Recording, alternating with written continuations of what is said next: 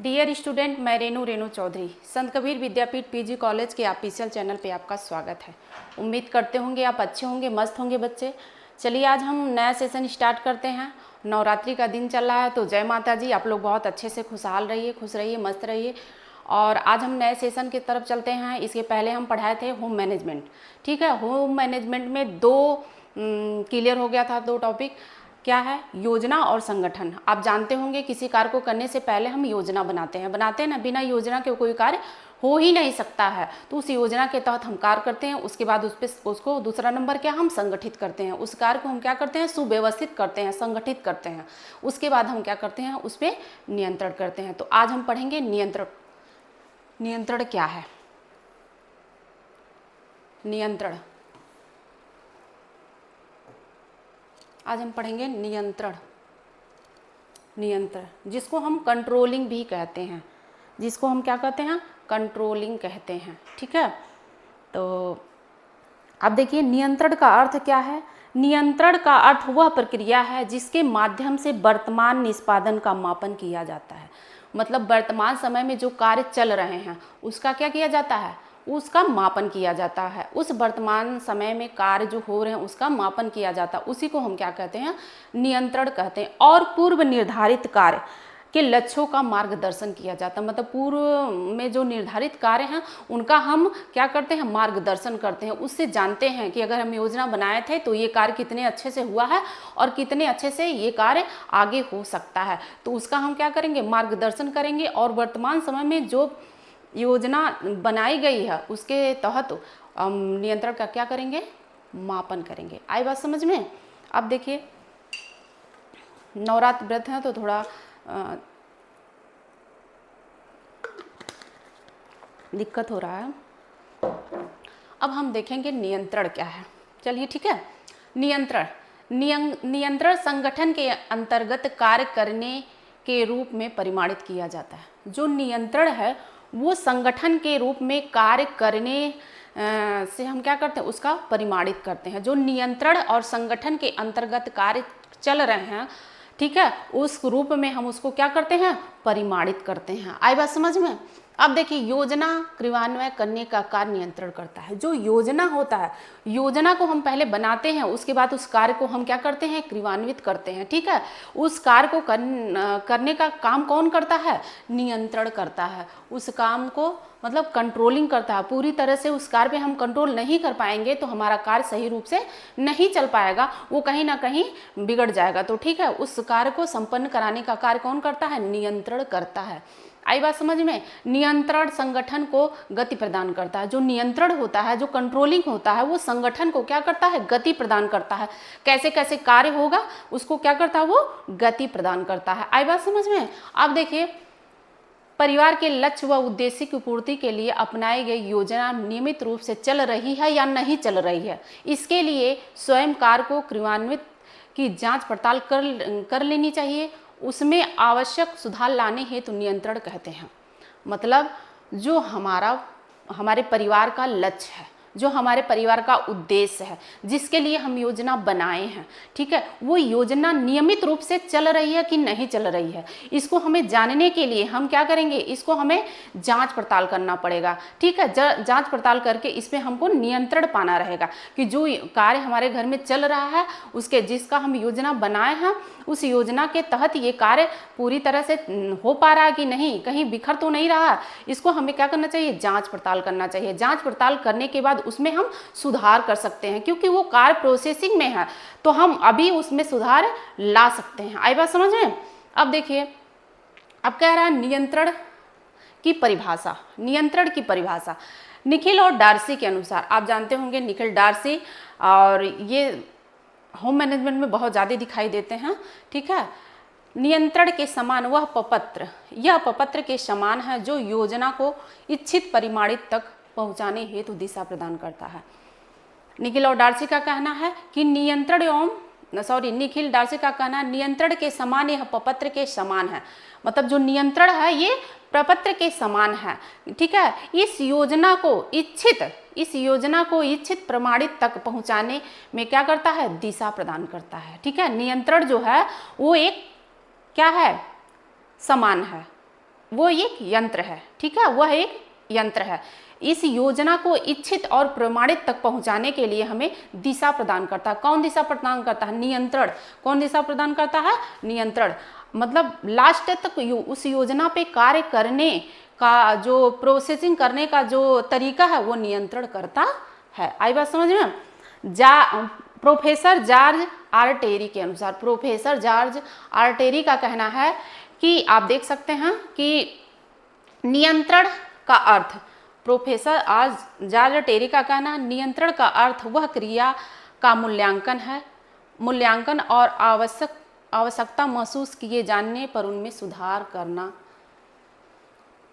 पड़ता है। ठीक है, कहने का मतलब है कि नियंत्रण का अर्थ है, मतलब नियंत्रण का अर्थ है क्रिया का मूल्यांकन और आवश्यकता महसूस किए जाने पर उसमें सुधार लाना। नियंत्रण का मतलब है कि जो मूल्यांकन, उस प्रोसेस में ही हमें एक बार और मूल्यांकन कर लेना चाहिए। अगर महसूस हो रहा है कि कार्य बिगड़ रहा है तो उसमें सुधार कर लेना चाहिए। किसने कहा? प्रोफेसर जॉर्ज टेरी के अनुसार, कि अगर वो प्रोसेस चल रहे हैं, नियंत्रण के प्रोसेस चल रहे हैं, तो उसमें एक बार जाके मूल्यांकन कर लेना चाहिए। ठीक है, कि वो कार्य पूरी तरह से सुधार है कि नहीं है। अगर सुधार नहीं है, कुछ गलतियां महसूस हो रही हैं, तो उसमें क्या कर लेना चाहिए? सुधार कर लेना चाहिए, क्योंकि अभी वो कार्य हो रहा है। आई बात समझ में? अब देखिए, मेरी कुसिंग नाइडल्स के अनुसार, मेरी कुसिंग नाइडल्स के अनुसार नियंत्रण योजना का पक्ष है। ये कह रहे हैं नियंत्रण जो है वो एक योजना का पक्ष है। ठीक है, पक्ष का प्रतिरूप है। जहां नियंत्रण मार्गदर्शन निर्धारित है, वहीं नियंत्रण उस मार्ग का विचलन पर नजर रखता है तथा पूर्व निश्चित अथवा उचित रूप से परिवर्तन पर मार्ग वापस आने की क्रिया संभव करता है।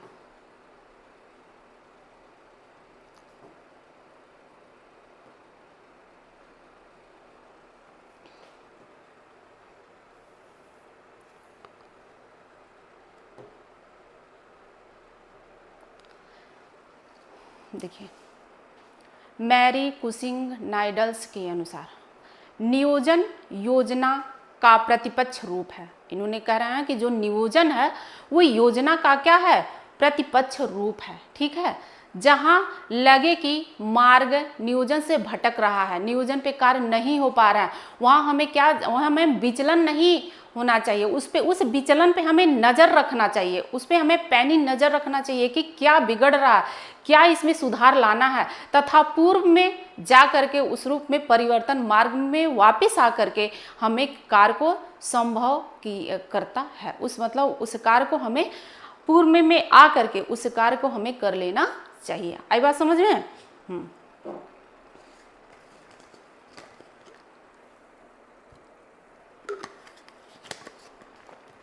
कर लेना चाहिए। अब देखिए,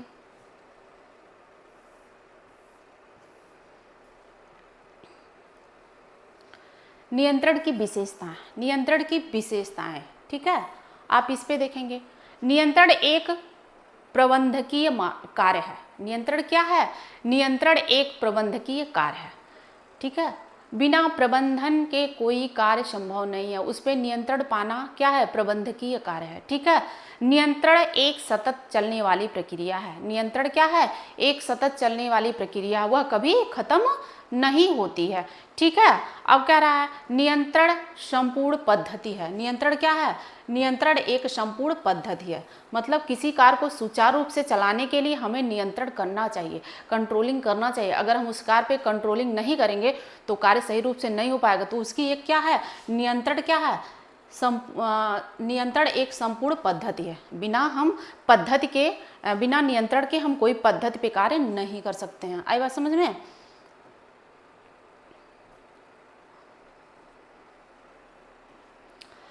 नियंत्रण हस्तक्षेप से भिन्न है। मतलब नियंत्रण में हस्तक्षेप हम नहीं कर सकते, उससे ये क्या है? अलग है। ठीक है, नियंत्रण सकारात्मक और नकारात्मक दोनों होते हैं।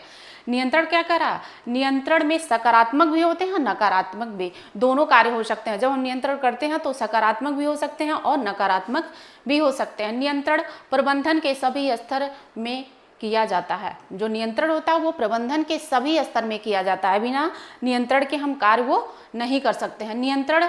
नियंत्रण का क्षेत्र व्यापक है, मतलब जो नियंत्रण का क्षेत्र है वो बड़ा है, व्यापक है। योजना और संगठन से भी बड़ा क्या है, नियंत्रण है। हम योजना बना लेते हैं, बहुत आसानी से हम संगठित भी कर लेते हैं, लेकिन हम उस पर कंट्रोल नहीं पाएंगे तो सारा काम बिगड़ सकता है। तो ठीक है, जो नियंत्रण होता है वो क्या होता है, व्यापक होता है। आई बात समझ में। अब देखिए नियंत्रण के चरण क्या क्या हैं। ठीक है, नियंत्रण के चरण क्या क्या हैं।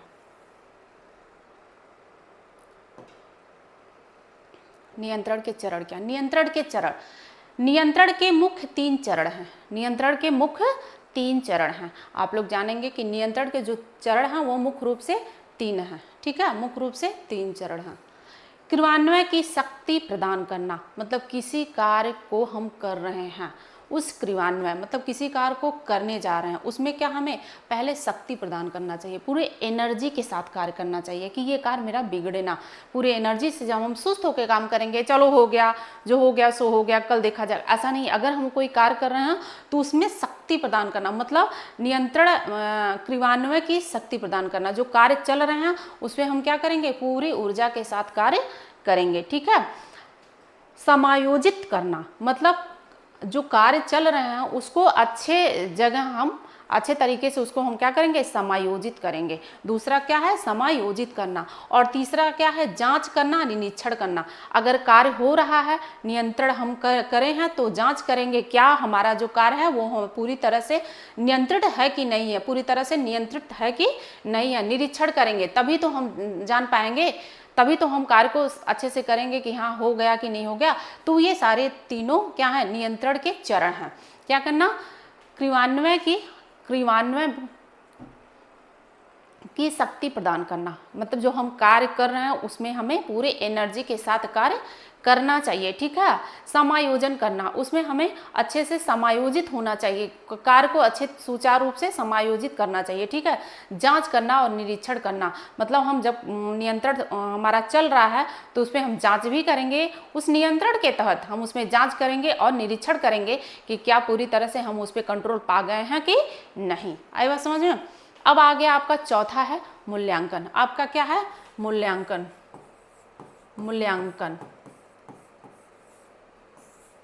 ठीक है, अब इसके पहले क्या पढ़े थे, नियंत्रण। ठीक है, अब ये है आपका मूल्यांकन। ठीक है, अब देखिए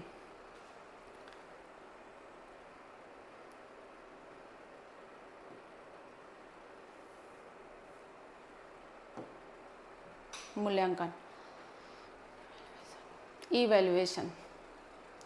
मूल्यांकन प्रबंध प्रक्रिया का चौथा चरण है। जो मूल्यांकन है वो प्रबंध प्रक्रिया का क्या है, चौथा चरण है। ठीक है, अभी तक आपने योजना देखा है, उसके बाद संगठन आप लोग देखे हैं, फिर आप क्या करते हैं, नियंत्रण देखे हैं, अब आप देखेंगे मूल्यांकन। आई बात समझ में। मूल्यांकन में क्या प्रोसेस होते हैं, आइए देखते हैं। प्रबंधन प्रक्रिया का यह चौथा चरण है। आपसे अगर पूछ लिया जाए कि गृह प्रबंध में चौथा चरण किसे कहते हैं, तो गृह प्रबंध प्रक्रिया में चौथा चरण हम मूल्यांकन को कहते हैं। ठीक है, पहले हम क्या करेंगे, योजना बनाएंगे, संगठन करेंगे, नियंत्रण करेंगे, फिर हम क्या करेंगे, मूल्यांकन करेंगे। तो ये आपका क्या है, ये चौथा चरण है। ठीक है, वह प्रक्रिया जो प्रारंभिक प्रक्रिया नियोजन की ओर ले जाती है, वह प्रक्रिया जो प्रारंभिक प्रक्रिया, जो पहली प्रक्रिया है वो नियोजन की ओर ले जाती है। ठीक है, जो प्रारंभिक प्रक्रिया है नियोजन की ओर ले जाती है। हम कोई कार्य करेंगे तो पहला हम क्या करेंगे, नियोजन करेंगे। तो जाहिर सी बात है पहली प्रक्रिया ये नियोजन की ओर ले जाती है। व्यवस्था में मूल्यांकन का उद्देश्य उपयोग नियंत्रण की अपेक्षा अधिक परंतु योजना की अपेक्षा कम उपयोग में लाई जाती है। वह प्रक्रिया जो नियोजन की ओर ले जाती है। दूसरा क्या रहा, व्यवस्थापन में मूल्यांकन का उद्देश्य होता है। जो हम व्यवस्था किए हैं उसमें मूल्यांकन का क्या उद्देश्य है। ठीक है, उपयोग नियंत्रण की अपेक्षा अधिक परंतु योजना की अपेक्षा कम उपयोगी होता है। मतलब जो अपेक्षा अधिक परंतु योजना की अपेक्षा कम उपयोगी होता है। ठीक है, पहले हम उसमें क्या करेंगे, उस उद्देश्य का उपयोग नियंत्रण की अपेक्षा करेंगे। पहले नियंत्रण अगर हम कर लेंगे तो मूल्यांकन बहुत इजी हो जाएगा। ठीक है, उसकी अपेक्षा, परंतु योजना की अपेक्षा कम में लाया जाता है। ठीक है, आई बात समझ में। अब देखिए परिभाषा।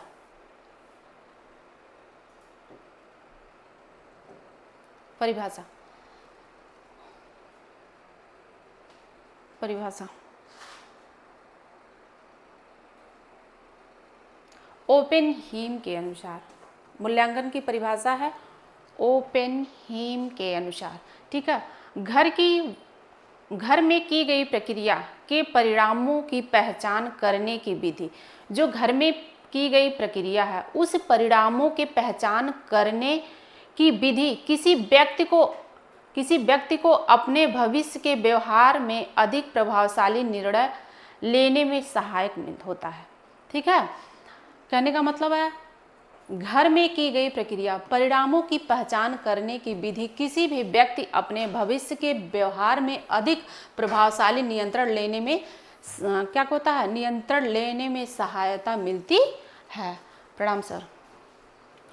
घर में की गई क्रियाओं के परिणाम को पहचानना, जो आपके घर में जो कार्य चलता है उन क्रियाओं के परिणाम को पहचान करने हेतु विधि किसी भी व्यक्ति अपने भविष्य के व्यवहार से अधिक प्रभावशाली निर्णय लेने में सहायता मिलती है। अगर हम कोई कार्य कर रहे हैं, पहले हम उसका क्या करेंगे, योजना बनाएंगे, फिर हम उसको क्या करेंगे, संगठित करेंगे, फिर उसको हम क्या करेंगे, नियंत्रण करेंगे, फिर उसका हम क्या करेंगे, मूल्यांकन करेंगे। ठीक है, तो बिना योजना के तहत हम मूल्यांकन नहीं कर सकते। अगर योजना हम नहीं बनाए हैं तो कोई प्रोसेस नहीं हो सकता है, ना संगठन हो सकता है, ना नियंत्रण हो सकता है, ना मूल्यांकन हो सकता है। तो पहले हम क्या करेंगे, योजना बनाएंगे, योजना के तहत ही हम ये सारी प्रक्रियाएं कर सकते हैं। ठीक है, अब देखिए कह रहा है ग्रास और कैंडल के अनुसार, ग्रास महोदय क्या कह रहे हैं, ग्रास और कैंडल के अनुसार मूल्यांकन वह तकनीकी है जो किसी व्यक्ति को अपने पास उपलब्ध संसाधनों परिणामों से अधिक संतोष प्राप्त करने में सहायक होता है।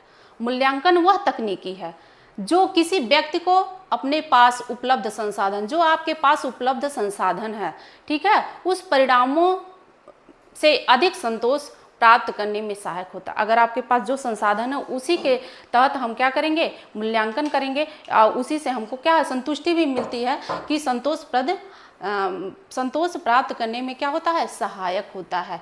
किससे, उस संसाधनों के तहत जो हमारे पास उपलब्ध है उसके तहत भी हम मूल्यांकन तकनीकी को आगे बढ़ा सकते हैं। ठीक है, अब देखिए मूल्यांकन के लाभ क्या क्या हैं।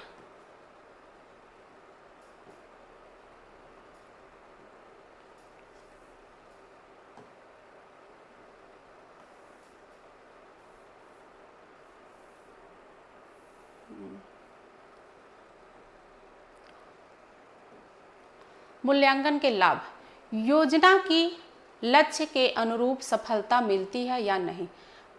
जाहिर सी बात है कि अगर हम योजना बना रहे हैं, उस पर संगठन कर रहे हैं, नियंत्रण कर रहे हैं, तो उसमें क्या है, उसके अनुरूप हमें सफलता मिलेगी, बिल्कुल मिलेगी।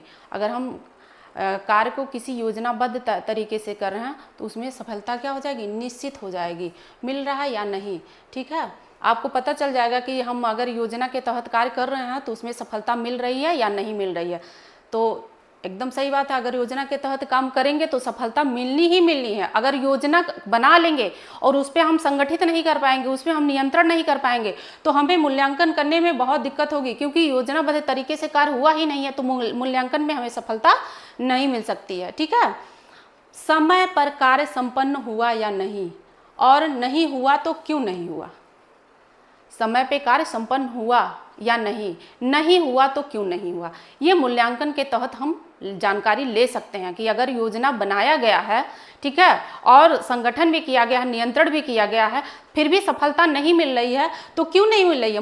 मूल्यांकन के तहत जो भी उसमें गलतियां होंगी उसका हम क्या करेंगे, निरीक्षण कर लेंगे कि योजना के तहत अगर कार्य संपन्न हुआ है तो कि उसका कार्य जो है वो सही से क्यों नहीं हुआ है। ठीक है, तो इसके तहत हम ये जान लेंगे कार्य हुआ है या नहीं हुआ है तो क्यों नहीं हुआ है। ठीक है, ये हम मूल्यांकन के तहत जानेंगे, इसके ये लाभ हैं। ठीक है, अब देखिए उद्देश्य की प्राप्ति कहाँ तक हुई है।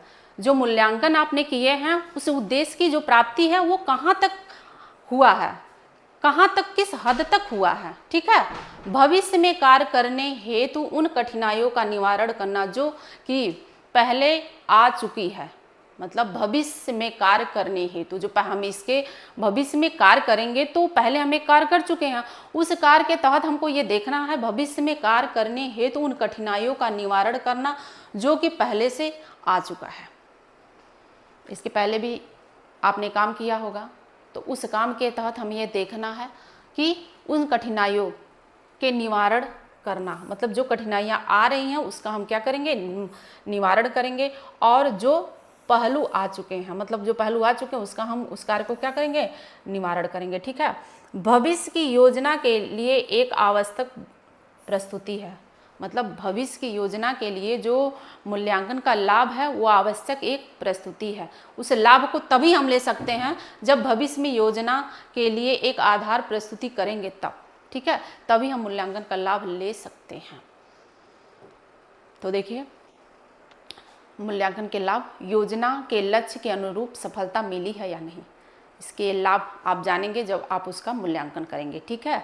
समय पर कार्य संपन्न हुआ है या नहीं, नहीं हुआ तो क्यों नहीं हुआ है। जब हम मूल्यांकन करेंगे तो जाहिर सी बात है इसका लाभ मुझे पता चलेगा कि समय पे कार्य संपन्न हुआ है या नहीं, नहीं हुआ है तो क्यों नहीं हुआ है, ठीक है। इसके लाभ में हम जानेंगे, ठीक है। मूल्यांकन का लाभ से हमें महसूस होता है कि ये कार्य क्यों नहीं हुआ है, ठीक है। उद्देश्य की प्राप्ति कहाँ तक हुआ है, ठीक है। मूल्यांकन के तहत हम ये देख सकते हैं जो उद्देश्य है मेरा उसकी प्राप्ति हमें कहाँ तक हुई है। भविष्य की योजना के लिए यह आधार प्रस्तुत करता है। मतलब भविष्य की योजना के लिए जो हम कार्य कर रहे हैं, अगर अच्छे से मूल्यांकन हो गया, सब कुछ अच्छे से हो गया, तो भविष्य की योजना के लिए क्या है, एक आधार प्रस्तुत करता है। आई बात समझ में। अब दाइए देखिए,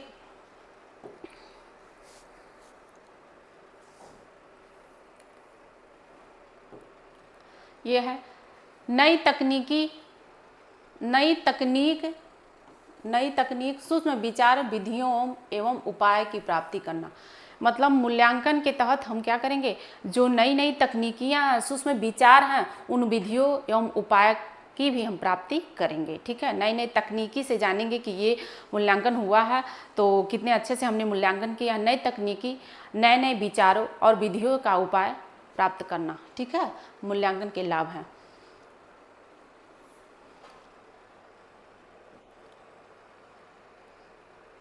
अब देखेंगे मूल्यांकन का उद्देश्य, ठीक है। मूल्यांकन का क्या उद्देश्य है, क्यों मूल्यांकन किया जाता है, ठीक है। यह देखना कि क्या प्राप्त हो चुका है, यह देखना कि क्या प्राप्त हो चुका है, मतलब यह देखना चाहिए कि जो मूल्यांकन के उद्देश्य हैं वो क्या प्राप्त हो चुके हैं। जितना हम पूरी तरह से जिस उद्देश्य की प्राप्ति के लिए हम ये कार्य कर रहे हैं वो क्या ये प्राप्त हो चुके हैं, ये मुझे देखना चाहिए, ठीक है। अगली योजना के लिए आधार के रूप में प्रयोग लाना चाहिए। मतलब अगली योजना जब हम कोई कार्य के लिए बनाएंगे तो उस योजना के आधार के रूप में हम ये योजना या ये प्रक्रिया हमें कार्य में लाना चाहिए, ठीक है।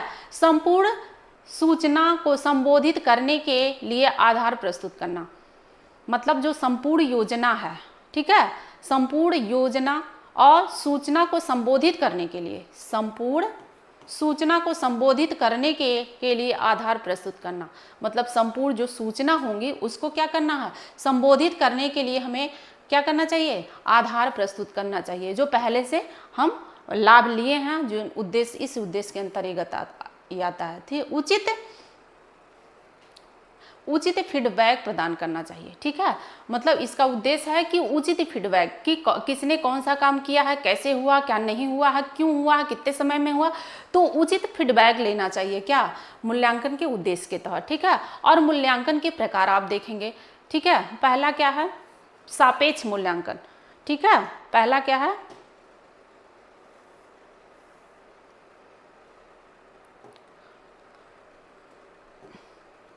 पहला क्या है, सापेक्ष मूल्यांकन। मूल्यांकन के दो प्रकार हैं। मूल्यांकन के क्या हैं, दो प्रकार हैं, सॉरी दो प्रकार हैं। मूल्यांकन के दो प्रकार हैं, सापेक्ष मूल्यांकन और निरपेक्ष मूल्यांकन। सर सापेक्ष मूल्यांकन में देखिए क्या होता है, ठीक है। योजना की समाप्ति पर सापेक्ष मूल्यांकन करते हैं। जब योजना समाप्त हो जाती है, कार्य पूरी तरह से संपन्न हो जाता है, तो उसमें हम क्या करते हैं, सापेक्ष मूल्यांकन करते हैं। क्या करते हैं, सापेक्ष मूल्यांकन करते हैं। कब, योजना समाप्ति के बाद, ठीक है, करते हैं। इसकी तुलना विवेचना करते हैं। सापेक्ष मूल्यांकन में इसकी तुलना भी करते हैं और इसका विवेचन भी करते हैं। तुलना करेंगे कि ये कार्य ऐसे हुआ था तो ऐसे हो गया, और इसकी विवेचना भी करेंगे। अब देखिए निरपेक्ष मूल्यांकन। इस मूल्यांकन की तुलना में करने की जरूरत नहीं है। मतलब इस मूल्यांकन की तुलना करने की क्या है, जरूरत नहीं है। ठीक है। योजना कहाँ तक सफल हो पाया है, इसलिए व्यवहारिक तौर पे इस मूल्यांकन का बहुत कम महत्व होता है। योजना कहने का ये मूल्यांकन जो है, इसकी तुलना करने की जरूरत नहीं है। निरपेक्ष मूल्यांकन का तुलना करने की कोई ज़रूरत नहीं है, लेकिन इसमें क्या है, इसमें तुलना करेंगे और विवेचना भी करेंगे। किसमें, सापेक्ष मूल्यांकन में। अब देखिए योजना कहाँ तक सफल हो पाया है, मतलब योजना कहाँ तक, जो कार्य हम किए हैं वो कहाँ तक सफल हो पाया है। ठीक है, इसीलिए व्यवहारिक तौर पर इस मूल्यांकन का बहुत ही कम महत्व होता है। मतलब व्यवहारिक तौर पे इस मूल्यांकन का क्या होता है, बहुत ही कम महत्व होता है। ठीक, चलिए अब हम आज होम मैनेजमेंट की प्रक्रिया थी, ये सारे टॉपिक थे होम मैनेजमेंट की प्रक्रिया के, तो आज समाप्त होता है। क्योंकि ये दूसरा पार्ट था, एक पार्ट में नहीं बन पाया था, तो आज दूसरा पार्ट हम रिकॉर्ड किए हैं, तो आप लोग अच्छे से देखिएगा। ठीक है, अब देखिए मूल्यांकन क्या है। ये मूल्यांकन थे, ये मूल्यांकन के लाभ थे। ठीक है, मूल्यांकन के क्या क्या लाभ हैं, योजना के लक्ष्य के अनुरूप सफलता मिली या ना, आप लाभ देखेंगे। ठीक है, ये उद्देश्य थे आपके, ये मूल्यांकन के प्रकार थे। आई बात समझ में। तो आज बहुत ज़्यादा मेरी तबीयत ठीक नहीं है, तो इसीलिए आप देखे होंगे बहुत हम डिस्टर्ब लग रहे थे, तो आप इसके लिए सॉरी। बार बार प्यास भी लग रहा था क्योंकि व्रत भी हैं और तबीयत ठीक नहीं है, तो आप बहुत एनर्जी मूड में आज हमें नहीं देखे होंगे। तो अब देखिए ये सारे टॉपिक हैं, आप क्लियर कर लीजिएगा होम मैनेजमेंट का। और हम आपको बता दें कि कोई योजना, कोई भी आप पढ़ाई भी करते हैं, ठीक है, पढ़ाई भी करते हैं तो योजनाबद्ध तरीके से किया करिए। अगर योजनाबद्ध तरीके से आप पढ़ाई नहीं करेंगे तो जायज़ सी बात है आपको सफलता मिलना बहुत ही नामुमकिन हो जाएगा। ठीक है, तो पहले आप एक योजना बनाइए। आप लोग स्टूडेंट हैं तो एक योजना बनाइए कि हमें कब कितने समय पे बैठना चाहिए, कब ये सिलेबस के अकॉर्डिंग जो भी आप तैयारियां कर रहे हैं, पढ़ाई कर रहे हैं, तो उसका एक टाइम टेबल बना के अपने बेड के बगल में चिपका लीजिए और देखिए हमें इस टाइम में ये चीज़ पढ़ना है, इस टाइम में ये सब्जेक्ट पढ़ना है, इस टाइम में। बिना योजना के तहत आप कोई सफलता नहीं पा सकते हैं, तो बहुत ज़रूरी है योजना बनाना। और उस पर क्या करना, नियंत्रण भी करना ज़रूरी है। अगर हम योजना बना लें, क्या आपके बगल में आप एक लिप चिपका देने से पढ़ाई नहीं कर लेंगे। जब तक हम उसे संगठित नहीं करेंगे अपने को, जब तक हम उसे नियंत्रित नहीं करेंगे अपने को, तब तक हम पढ़ाई में सफलता नहीं पा सकते हैं। जब हम कोई योजना बनाएंगे, उसके बाद नियंत्रण करेंगे, फिर हम उसका मूल्यांकन करेंगे, तो हमें लगेगा कि हम योजनाबद्ध तरीके से कार्य किए हैं और हमारी पढ़ाई सफल हो गई। तो आप लोगों से रिक्वेस्ट है कि आप कोई काम करिए तो योजना बना, और आपके लाइफ में अभी कौन सा काम है, बस आपको पढ़ाई करना है तो अच्छे से पढ़ाई करिए, बहुत मेहनत से करिए। क्योंकि देखिए आजकल जो नौकरियां हैं वो उसमें बहुत ज़्यादा दिक्कतें आ रही हैं। जब आप बहुत ज़्यादा मेहनत करेंगे तभी आपका एक सीट आपका है, तो आप बहुत मेहनत करिए, बहुत मेहनत करिए, अपने साथ लापरवाही ना करिए। इसी शब्द के साथ मैं थैंक यू सो मच।